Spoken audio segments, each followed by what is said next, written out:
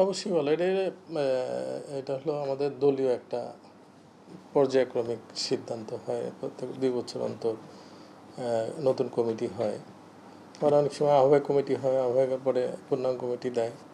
এটা প্রচলিত নিয়ম আরকি যেটা। প্রত্যেক দলেরই একটা সিদ্ধান্ত থাকে। হয় ২ বছর থাকে বা ৩ বছর থাকে এরকম থাকে, গঠনতন্ত্রে লেখা আছে। সেই অনুযায়ী আমাদের মহানগরী কমিটি যেটা আহ্বায়ক কমিটি আছে এটার বয়স হয়েছে, সময়সীমা হয়তো পার হয়েছে, সেই কারণে পূর্ণাঙ্গ কমিটি হতে পারে, আবার নতুনভাবে পূর্ণাঙ্গ কমিটি হতে পারে। সেটা হলো মাননীয় প্রধানমন্ত্রীর সিদ্ধান্ত দলীয় প্রধান হিসেবে। তো তৃণমূলের নেতাকর্মীদের চাওয়া তো অবশ্যই আছে যে তৃণমূলের নেতাকর্মী এই মহানগর কমিটি যেটা হয়েছে সেখানেও তৃণমূলের নেতৃবৃন্দ আছে, হয়তো কেউ কেউ বাদ পড়তে পারে বিভিন্ন কারণে হোক, সেটা হয়তো পূর্ণাঙ্গ আবার যখন কমিটি হবে তখন তাদেরকেও নেওয়া যেতে পারে যারা বাদ পড়ছে। আবার এখানে পূর্ণাঙ্গ যেটা আহ্বায়ক কমিটি হয়েছে সেখানে হয়তো মানে ছোট হওয়ার কারণে অনেকটা এখনও দেওয়া যায় না এই কমিটিতে। ভবিষ্যতে যখন কমিটি হবে অবশ্যই যারা দলের ত্যাগী নেতাকর্মী, আসলে সত্য দলের ত্যাগী যারা, তারা হয়তো মনে কষ্ট থাকতে পারে, থাকতে পারে, অনেক সময় সিনিয়র নেতাদের ওইভাবে যাইতে পারে না বা যাওয়ার সুযোগও থাকে না। লোকাল নেতাদের সাথে হয়তো যোগাযোগ করে, ওনারা হয়তো ওনাদের সক্ষতা থাকলে হয়তো ভালো জায়গায় আসতে পারে, না সক্ষতা না থাকলে হয়তো আসতে পারে না, সেই সব কারণে ক্ষোভ থাকতে পারে। আর নতুন কমিটি যদি হয়, মাননীয় প্রধানমন্ত্রী বা দলীয় প্রধান হিসেবে সিদ্ধান্ত নেয়, অবশ্যই একটা ভালো কমিটি উপহার দিবেন, যাদের বিগত দিন আন্দোলন সংগ্রামে তার অবদান আছে, মামলা হামলা সব কিছু ওনার নখদর্পণেই আছেন আমি মনে করি। উনি একটা যোগ্য লোককে যদি দেয় অবশ্যই মহানগর শক্তিশালী হবে।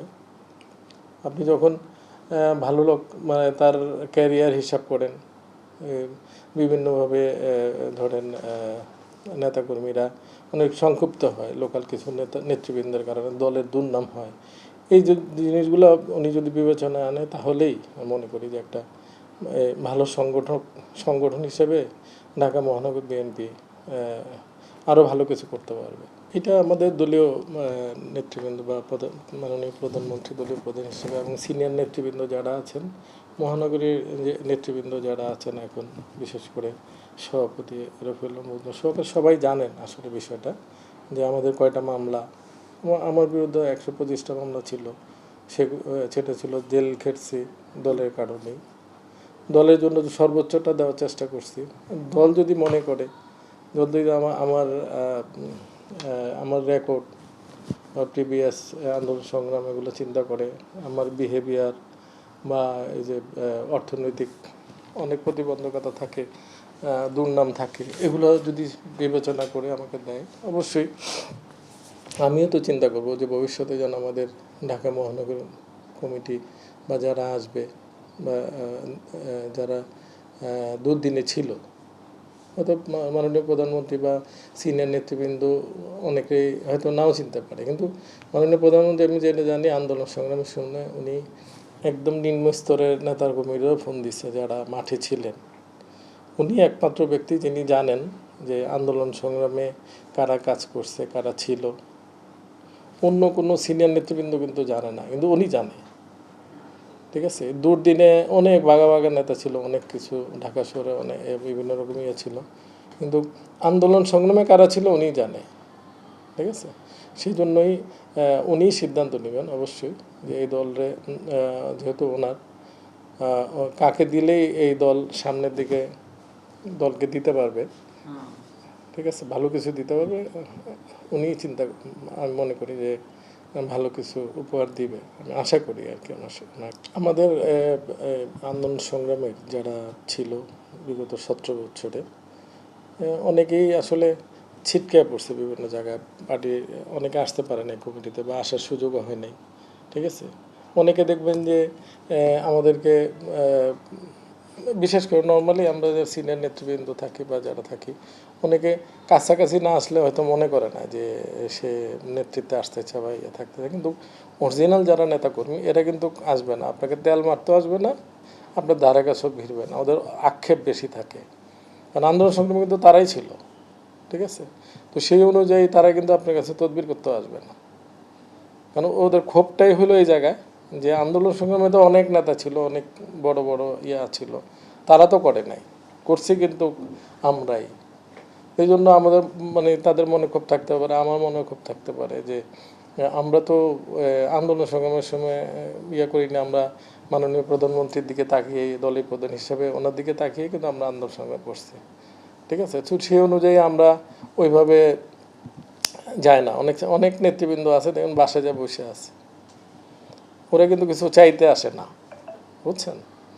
যে ধরেন পার্টি ক্ষমতায় আসছে, আমার এটা দরকার এটা দরকার, কিন্তু যারা দেখবেন এই দলকে বিক্রি করে চলতে চায় তারাই দেখবেন যে আবার নতুন করে মানে ফ্রন্ট লাইনে চলে আসে, বুঝছেন? তারা আমাদের দলের সুনাম চিন্তা করে না, দুর্নামও চিন্তা করে না, ওরা চায় ওদের আখের গোছানোর জন্য, ঠিক আছে? তো সেই জন্য ইনশাল্লাহ আমাকে দল যদি মাননীয় প্রধানমন্ত্রী যদি আমাকে দায়িত্ব দেয়, ঠিক আছে, এদের রিহ্যাবিলিট করা কিন্তু খুব কঠিন বিষয় না। যারা দুদিনে ছিল নেতাকর্মী, খুব সহজেই কিন্তু এদেরকে রিহ্যাবিলিট করা যাবে এবং ভালো পথে চলা যাবে। কেউ ওই যে অনেকে বলে না যে বিএনপি আসছে ওখান থেকে টাকা খায়, ওখান থেকে ইয়ে করে, এগুলো কিছু কিছু স্বার্থান্বেষী আছে যারা আন্দোলন সংগ্রামে ছিল না, তারাই এই কাজগুলো করে আমাদের দলকে বিভ্রান্তি সৃষ্টি করছে। মাননীয় প্রধানমন্ত্রী কিন্তু চেষ্টা করতেছেন যে আমাদের দলীয় নেতাকর্মীদের ভালোভাবে রিহ্যাবিলিট করার জন্য, বা এগুলো যেন না যায়, দুর্নাম যেন না হয়, ঠিক আছে?